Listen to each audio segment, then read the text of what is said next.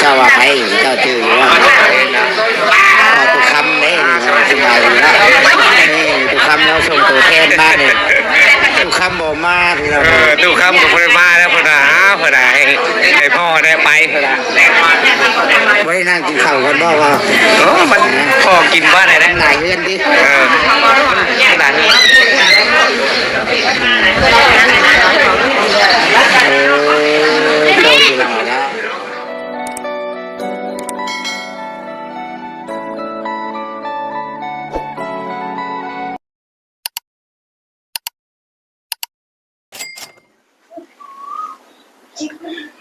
กับทักทายสบายดีและสวัสดี FC พ่อแม่พี่น้องหมู่เพื่อนเบิดทุกคนทุกท่านเด้อเนาะบ่ว่าสิเป็นพี่น้องฝั่งไทยฝั่งลาวหรือต่างประเทศก็ยินดีต้อนรับเข้าสู่ช่อง YouTube ตู้คำปันสุขพี่น้องเอ้ยเนาะมาซ่าในพี่น้องเฮ็ดเวียกเฮ็ดงานกว่าสิแล้วเนาะมื้อนี้เนาะมาซ่ามางานแต่งน้องมะนาวซ่าพี่น้องเอ้ยเนาะเดี๋ยวจะพา FC ไปเบิ่งบรรยากาศนำกันFC คือจะเห็นนั่นแหละหลายคนแต่ว่าช่องตู้คำยังบ่ได้ลงเนาะทุกคำก็ถือโอกาสนี้พา FC ไปเบิ่งผู้ชมน้ำกันพี่น้องเลยเนาะเพื่อนร่วมงานหรือว่า FC แถวเนี้ยอยู่ใกล้ๆเนี่ยเขาก็ฮู้เนาะพี่น้องเนาะเขาก็ถามทุกคำคือกันได้งานแกน้องมะนาวบ่เมื่อบ่เมื่อเพิ่นว่าเนาะบ่ได้เมื่อพี่น้องเลยเนาะตู้คำส่งพ่อตู้คำไปแทนเนาะพี่น้องเนาะก็ฝากเงินเมื่อให้พ่อไปซอยน้องมะนาวก็โทรมาหาอยู่เนาะให้เมื่อแต่ว่า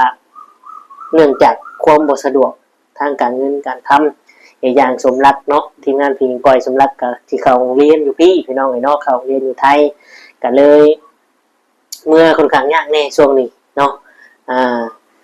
กันเลยให้พอทุกข้ามไปแทนพี่น้องไอ้เนาะกับผมเป็นยังพี่น้องก็ให้กำลังใจแล้วก็อวยพรทั้งนี้แหละน้องพี่น้องเนาะอวยพรทั้งคลิปนี่แหละพี่น้องหลายคนเขาไปถ่ายนะพี่น้องไอ้เนาะบรรยากาศนี่ก็เป็นบรรยากาศที่ดีงามเนาะความรู้สึกของน้องนางไอเกมนี่ก็โอ้ยเนาะคือสิดียิ้มแย้มแจ่มใสเพิ่นก็มีมื้อนี้น้ำมูกเพิ่นว่าเนาะเพิ่นก็ขอบบุญขอบคุณผู้รักผู้ใหญ่ทางตุสิทธิ์เนาะขอบคุณทางตุสิทธิ์นำที่ว่าเฮ็ดให้น้องเพิ่นยิ้มได้แล้วก็มีความหวังแล้วก็สำเร็จสิ่งที่วางไว้ก็สำเร็จดีๆเนาะยังขอเดียวบาดนี้พี่น้องให้เปลี่ยนให้แปลงต่อไปบัดนี้เนาะน้องมะนาวให้ลุกให้มันก็ยังคันแข็งจังสิได้รถไถให้ไถนาผู้ใดบาดนี้เนาะพี่น้องเนาะตุสิทธิ์ก็เอาใจซอยตุสิทธิ์ต่อไปพี่น้องเอ้ยเนาะเอาพี่น้องเพื่อเป็นการเสียเวลาไปเฮาก็จะพาไปเบิ่งไปชมบรรยากาศกันเลยพี่น้องเอ้ยเนาะก่อนอื่นขอขอบคุณกับคุณ FC ที่เข้ามาเบิ่งมาชมกดไลค์กดแชร์ให้ขอบคุณกับคุณหลายๆเนาะพี่น้องเนาะไป let's go ซอยมีในมือนี่ต่อไปก็สั่งเอาให้เขาอยากได้แบบใดก็ให้ตั้งใจเอาเด้อเอาให้ได้อย่างนี้ขึ้นกว่าเก่าแล้วเฮ้ยสุขภาพร่างกายก็ให้แข็งแรงเอาด้วยเนาะด้วยครับครับว่าแบบนี้ถ้าสิ่งนี้คนผูกเป็นผูกให้ได้ผูกในมือว่าเอาผูกบัวกันได้นี่แหละแต่มากินชาวรักไก่เนาะน้องมะนาวเอาให้ครอบให้ครัวเบิ่งแม่น้องเบิ่งเมียเอาง่ายให้ชมครับคนรักคนใหญ่เพิ่นซอยจะให้เสียชื่อเสียเสียงไหนมาอยู่ไกลกันเลยมีอย่างก็คอยเว้าคอยจาคอยล้มกันให้สู้ให้ทนเนาะให้ดูให้มันนะพี่น้องเลยเนาะหลังจากที่ว่าผูกแขนดูลุ่มแล้วพากันขึ้นมาสิขอบพระควันได้ป่ะนี่เนาะน้องคำเนาะเอาเป็นอะไรมาน่าดีใจบ่ใจยิ้มมึงรู้ห่างเมื่อยยังแต่เศร้าเนาะยังไม่ได้กินเก่าเอาได้สิปิดคลิปแล้วมีอย่างชีว่าสิฝากถึงพระคุณใหญ่บ่ฝากถึงพ่อลูกเป็นนั่งทีเรื่องเวลาที่ยอดไอ้ยาบางแห้งเลยแม่บุญเกิดพ่อสมชนกใจลายจะไปช่วยเดือดกันมาเขาเพิ่งไปช่วยเดือดกันมากับบุมีได้มือพอดังๆรถเพิ่งไปช่วยเดือดกันมากับบุมีวันนี้ดีมุกดีใจเนาะดีใจลายเป็นดีแม่ก็อ้าวเขามาซื้อเจ้าบ่าวได้บ้านนี่ผมบอกใจต้องผู้รักผู้ใหญ่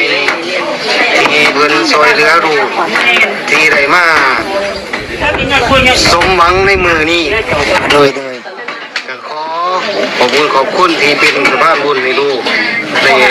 สมหักสมหวัง ได้สมหวังเนาะ ส ทั้ ม ง หวัง สอ ทาง งปรารถนาในมือนี้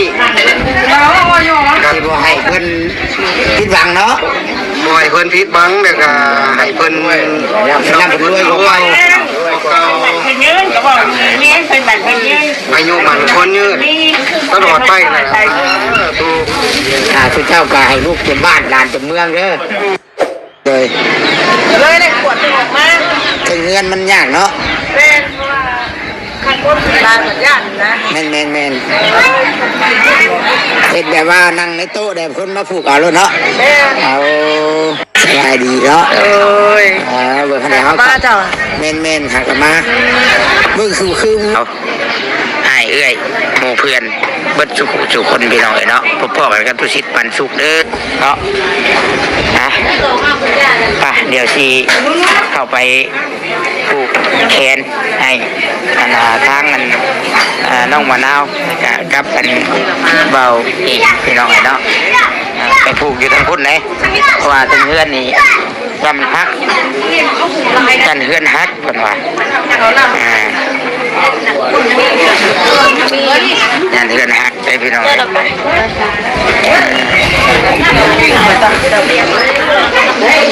ได้ทีละถุงเนาะขอบคุณได้ครับน้ำกินเนาะได้พี่น้องเอ้ยเชิงคุณพระขวัญบ่น่ะ ฝันถึงฝันแล้ว พระขวัญยังมีเชิงอยู่พี่น้องพระขวัญคนยังอยู่แล้วไอ้ป่านพวกเรานี่พระขวัญก็ไม่ใช่กัน ขายกับพุทธ โอ้เรายืนแล้วขายกับพุ่นเนาะพี่น้องนะขายดีขนาดนั้นเนาะ ขายดีอยู่พอได้ไงยังบักนี่เนาะรอบให้ได้เขาหน่อย เชฟบัตรอยู่พุ่นกับบาทจะสาวเพิ่นใส่กินนี่ นี่อยู่ที่กับคักที่ยันตัวนี้กับขายกับพุ่นขายดีเนาะ เพราะว่าจะได้ไปของหน้า คือเพื่อนแน่นี่ครับพุ่นบาทนี่เนาะขายดีอะไร แซ่บแซ่บ สบายดีเด้อสบายเด้อขายดีอะไรเนาะน้ำมันก็เป็นแซ่บอยู่เลยเฮ็ดแบ่งสูตรเพิ่นบอกแล้วคักอะไรเนาะสบายเด้นี่เอาไปซื้อเขาบ่ได้ต้มเองเขาไปซื้อมาโลดซื้อมาได้มีแต่เขาเอามาใส่หม้อแล้วก็2 ล้านข้าวปุ้น50 โลน้ำอีก 2 ล้านบ่เนี่ย 2 ล้านรวมเบิดเหงื่ออีก ไปขอเบอร์โทรไว้เด้อ พอชื่ออยู่เนาะสบายได้เขาไปเอารถไหน เจ้านี่แคบ เขาไปเอารถรถ ก่อนได้2 ล้านนะ มีเหงื่อมีอย่างครบเลยเนาะ ไม่ยังบ่น่ะ เดโฟมของในทิพย์ได้ชื่อไหนเด่นนี่โฟมของแม่น้ำทิพย์เป็นชื่อให้เลยพี่น้องเลยนี่ของในทิพย์เป็นซอยเสื่อมว่าบันนี้เอาไปขายว่าบันนี้ ว่าตั้งแต่3 โมงตัวมาดี เลยสบายดีป่ะ ไอ้ที่นี่ว่าอย่างบ่ได้มุมมานั่งมุมอยากไล่ เห็นแล้วลงมาถามเป็นแบบที่คล้องตามแต่ละบ้านไหนผู้เพิ่นบ่สะดวกนั่งกับชื่อเมื่อกินอยู่เพื่อน อะไรไม่ได้ลาบก็เอาพุ่นให้เพิ่น หลายเลยเนาะมีสิเบิดแล้วบ่ได้เนาะเราบอกหลายคนเติบอันนี้ เจ้าหมูมาเห็น บ้านมาจักให้ไว้ถ้าว่าอยู่หลายเติบก็บอกว่าอย่าเลยเด้เนาะ โอ้ยเราว่าเราไม่เต้าอะไรบ่ได้ สิเบิดแหละพี่น้องบ่พอขายมันในตู้บ่พอขายดีมาพุ่นแซ่บขายดีอันนี้ นี่ขายดีจะพุ่นแท้บ่เห็นบ่วงได้นั่งหาบ่วงไปมีบ่วงเด้อเขาก็พูดได้8 ถ้วยนั่งเล่นบ่วง ไม่ได้บาทเลย บอกแล้วว่าเพิ่นบ่ใช่โทงว่ะเป็นนั่งทาก็ได้แล้วนั่งทาแต่6 โมงก็บ่ได้กินเนาะนั่งใช้งานกันเอาบ่วงล่ะนั่งนี่เดี๋ยวเฮ้ยพอน้ำลายนี่มาเด้เฮ้ยไปส่งหมอไปจบ เขายังอีกอยู่บ่ใครอ แต่ ยู่ ว่า สั เสร็ ก จแล้วเสร็จแล้ว แนมรถโอ้ยเบิดแล้วดีอย่างนี้หลายเติมอยู่ได้เสร็จแต่ว่าคนหลายต้องไปผูกแขนเจ้าบ่าวเจ้าสาวกันบัดนี่ดิแต่รบอุ่นพี่น้องเนาะอันนี้ก็เจ้าสาวว่าแม่เจ้าสาวต่อไปสิผูกแขนคนนี้ว่าต่อไปนี่มะนาว สบายดีเด้อทุกคนเราเต็มคันกันมาเนาะแบ่งกันเลยเด้อแขนก็เต็มแขนอยู่น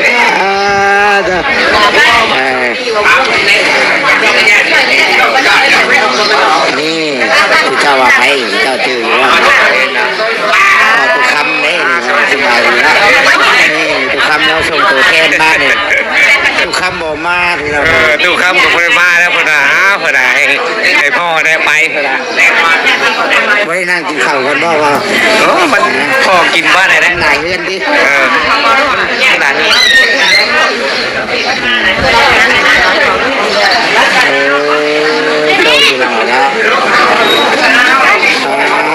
แต่งหน้าแต่งผมอีก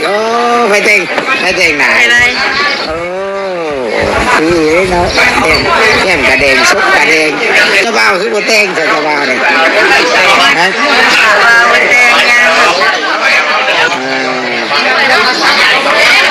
น้องคนมาเพิ่นก็ผูกแขนเอาไว้ได้นี่พี่น้องมาแล้วทำไปว่าได้เจ้าลูกตัวนี้เนาะเนาะลายพี่น้องไอ้ตู้แล้วใช่ไหมเดี๋ยวคุณได้อยู่แล้วไปแล้วไปอ่ะ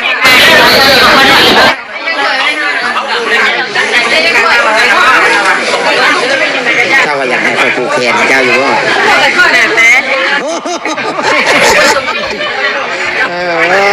ตัวคือว่าแล้วบ่งอกันแน่เต็มแขนเลยเนาะอันนู้นบ่ผูกเลยนี่พี่น้องก็คงขันเรื่องขันเองบ่ผูกเขาใส่นี่ก็ได้บ่ได้กันได้เล่นโฮมนั่นกับผูกแขนฉันจะว่ามาผูกแขนผูกแล้วอันผูกกันแล้วเขาจะใส่นี่ก็ได้เนาะใส่นี่ก็ได้มันถามว่ามาผูกแขนผูกเอาเลยคือว่าเขามันบ่มีบอลผูกแต่เขายืนให้ก็ได้พี่น้องใส่กัดมือก็ได้ก็มันติดเหมือนนะมันติดก็ได้ว่าให้ได้กับเงินคือกันเนาะมันถามบุคคลได้บ้าง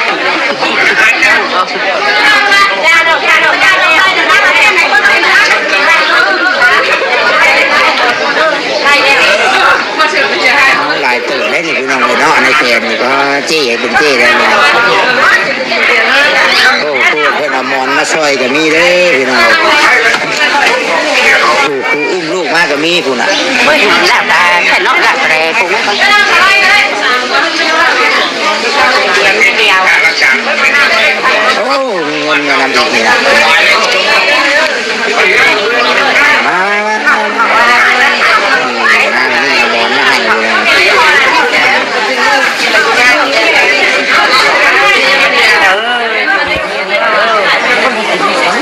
คนเขาคนเขาแค่ไหนไปมันแล้วก็แล้วเนาะไม่ได้ไปข้างในเลยคนไหนลมกันเนี่ย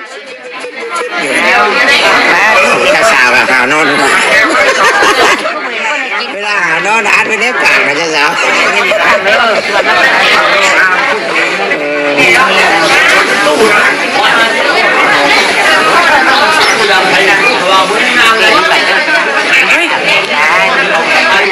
มาแล้วพี่มึงดูพี่น้อง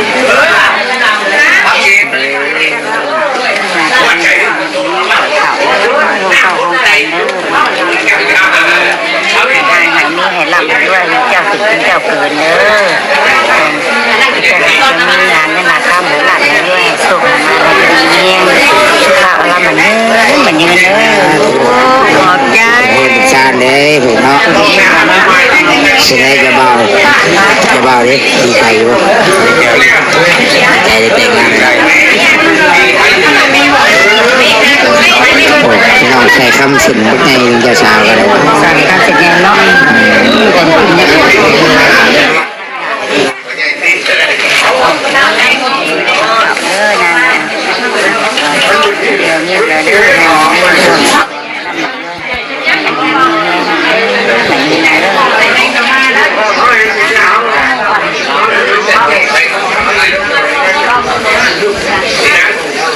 ผูกแขนอะไรวะ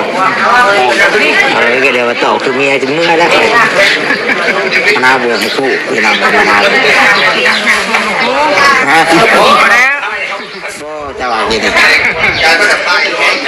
คนเบื่อบ่พี่น้องมัน หลายเลยก็สีบริผูกกับพี่น้องน้ำมันบริผูกมันเต็มแขนเลย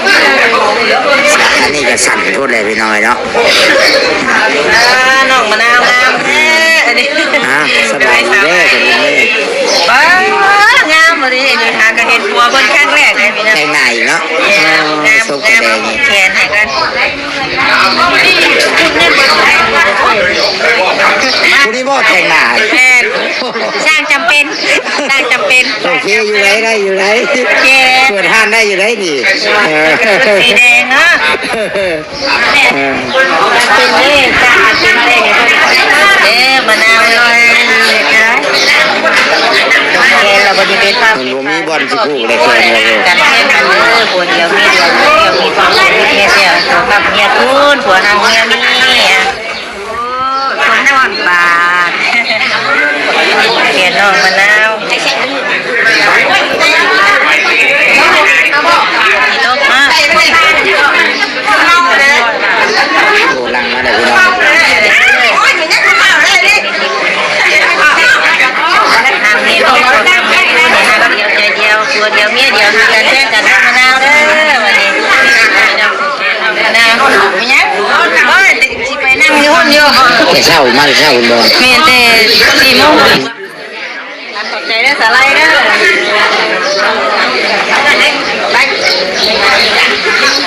ต่อ โอ้ลังให้เลยพี่น้องนี่สบายใช้คันรถเลย เราเรียกว่าหลายคน ใช่คือเห็นว่ายัง เข้ายังแม่ ได้ใจว่า ใจแน่ ปวดพอในใจเนาะ ไปมาเดียวแน่เนาะมาเป็นอย่างนี้เดียว ใช่ว่ายังเรา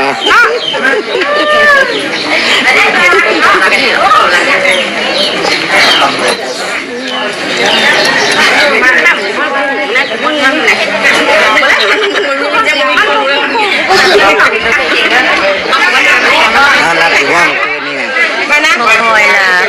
นอนอยู่เฉยๆบ้าตึงบ้า สามคู่ขึ้นเลยเครื่องเสกก็ล่างเลยนอนคอยล่ะ เปิดตู้บ้า เปิดดูเพื่อน โอ้ แก้มก็รอแล้ว นักนะนะ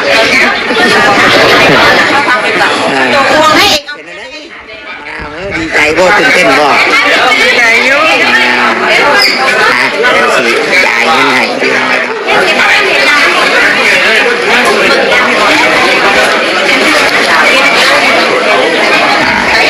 ใช้เพิ่นเอาหมอนไปไว้ก่อนบ่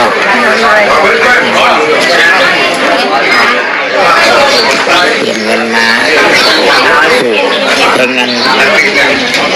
ป้าถึงเจ้าบ่าวเจ้าสาวเลยกับแม่เพิ่นเป็นอะไรเอาเป็นมาคนเบิดเงินไหนพี่น้องตะวันเบิดเงินใส่น้ำมันลดอ่ะ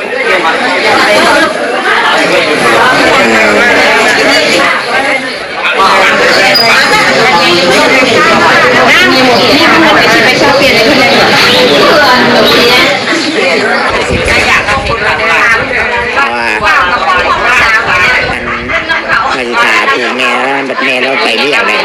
น้ำหลังเราก็ได้กันตลอดกันตลอดไปนะ สิแก่ก็ได้นะค่ะสิ เขาก็ให้คือกันเนาะให้ที่นี่ชาวพันอันนี้มาเชียนให้เท่าเดิมมาเด้อจะรับจะรวยเด้อลูกเด้อ เอาอันนี้มาเชียนอาจจะเบาอันนี้นะเพื่อนเป็นชานด้วยเอามะนาวนี่มันเชียนมะนาวเป็นได้แล้วการแพงกันเด้อดูมันสาวได้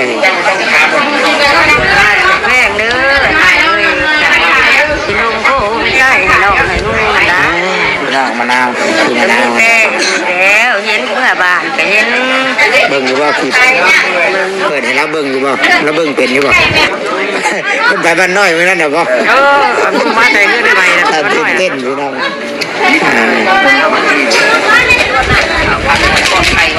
เอายังบ่ ได้ข่าวว่าสองคนน่ะ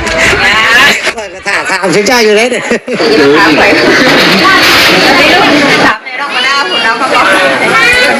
เจ้าภาพเราเป็นไงเขารู้สึกเลยเจ้าเขาก็คุยว่า ห่วยนี่นะเราอุ้มมอนขาได้กี่นี่ยังอุ้มลานแน่เราอ่ะ เพราะฉะนั้นเที่ยงดูนะลูกหลาน ได้ลูกลานเนาะ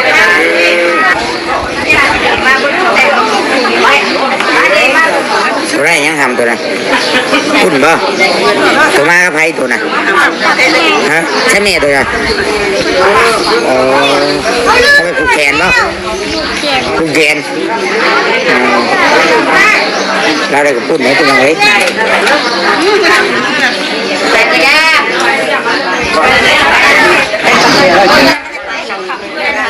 มันมือหนาเด้อตีมัน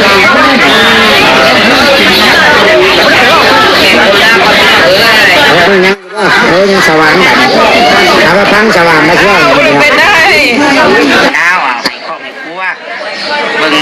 แม่เบิ่งน้องเบิ่งเมียให้ขี่เบาเอาง่ายให้สมกับคนรักคนใหญ่เพิ่นซอยจะให้เสียชื่อเสียเสียงไหนมาอยู่ไกลกันเลยมีอย่างก็คอยเว้าคอยจาคอยร่วมกันให้สู้ให้ชนเนาะให้รู้ให้มันเอาถ้าถูก มันแล้วเคยไม่เป็นคนเลยกันหลังจากที่คุณเรียนแล้วก็ไปทำบ้านใจสลาย บ้านกูเลยโดยเสียแล้ว บ้านนี้ไม่จังบ่เมา เอา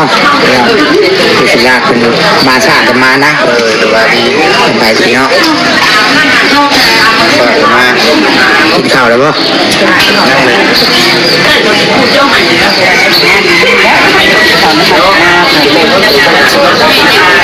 วันนี้ก็ถือว่าเงาเลยพี่น้องเนาะยาวไป